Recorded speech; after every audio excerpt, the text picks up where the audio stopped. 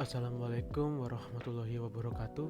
Perkenalkan, nama saya Tanjung Permata Cahyo Evaldo dengan NIM 230018156. Saya akan menjelaskan makalah mata kuliah Komunikasi Data dan Jaringan Komputer tentang VPN. Di sini ada fungsi utama VPN dalam keamanan jaringan. VPN atau Virtual Private Network berfungsi untuk menciptakan koneksi terenkripsi dan aman antara perangkat pengguna dan jaringan internet atau jaringan internal perusahaan. Fungsi utamanya meliputi: 1. Enkripsi data agar tidak bisa disadap oleh pihak ketiga. 2. Menyembunyikan alamat IP untuk menjaga anonimitas. 3. Mengamankan koneksi di jaringan publik seperti di Wi-Fi di kafe atau bandara. 4. Mengakses jaringan internal perusahaan dari lokasi luar kantor secara aman.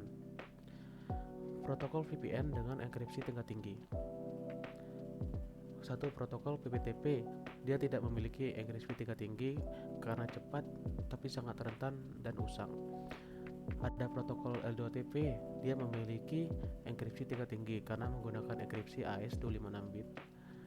3. Ada protokol OpenVPN. Dia memiliki enkripsi tingkat tinggi karena sangat aman, fleksibel, dan open source. Keempat, ada protokol Telnet. Dia tidak memiliki enkripsi tingkat tinggi karena bukan protokol VPN dan tidak terenkripsi sama sekali. Kesimpulannya, OpenVPN dan L2TP adalah pilihan terbaik untuk keamanan. Yang bukan keuntungan menggunakan VPN adalah pengurangan bandwidth pada jaringan. Penjelasannya, malah sebaliknya, menggunakan VPN justru dapat sedikit mengurangi kecepatan atau menambah latensi karena proses enkripsi atau dekripsi dan protean lalu lintas melalui server VPN. VPN tidak dapat dirancang untuk mengurangi penggunaan bandwidth atau mempercepat koneksi internet Anda. Fungsi utamanya adalah keamanan dan privasi.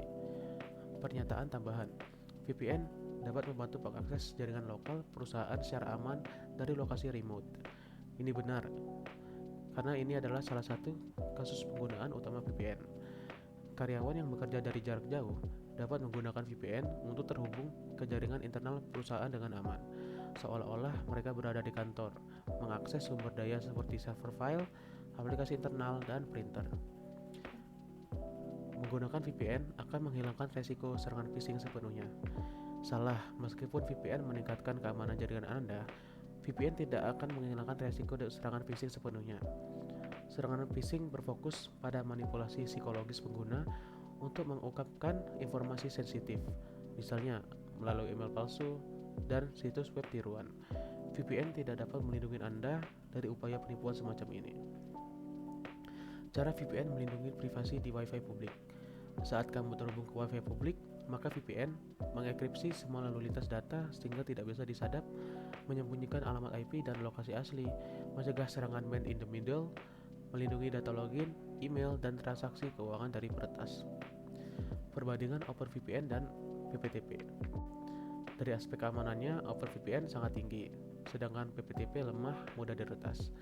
Aspek performa, OpenVPN stabil, tapi sedikit lebih lambat. PPTP cepat, tapi tidak aman. Dari aspek kompatibilitas, OpenVPN perlu instalasi tambahan, kalau PPTP natif di banyak OS lama. Dari aspek rekomendasi, OpenVPN sangat disarankan untuk keamanan, kalau PPTP tidak disarankan lagi. Kesimpulan perbandingan, OpenVPN jauh lebih unggul dari PPTP dalam hal keamanan. OpenVPN adalah pilihan yang direkomendasikan untuk sebagian besar kasus penggunaan yang membutuhkan privasi dan perlindungan data yang kuat. PPTP di sisi lain harus dihindari kecuali jika kecepatan adalah satu-satunya prioritas dan keamanan bukan menjadi masalah, atau yang jarang terjadi dalam konteks keamanan jaringan. Langkah-langkah implementasi VPN di jaringan perusahaan.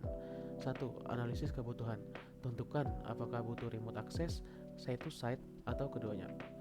2. Protokol VPN. OpenVPN, L2TP, atau IP/MPLS untuk skala besar. 3. Siapkan perangkat keras, seperti router atau firewall yang mendukung VPN. 4. Konfigurasi server VPN. Tentukan IP, autentikasi, dan kebijakan akses. 5. Instalasi klien VPN di perangkat karyawan atau cabang. 6. Uji koneksi dan keamanan. Pastikan enkripsi dan akses berjalan baik. 7. Monitoring dan pemeliharaan. Pantau log, update firmware, dan audit keamanan. Baik, itu saja yang dapat saya sampaikan. Lebih kurangnya saya mohon maaf. Wassalamualaikum warahmatullahi wabarakatuh.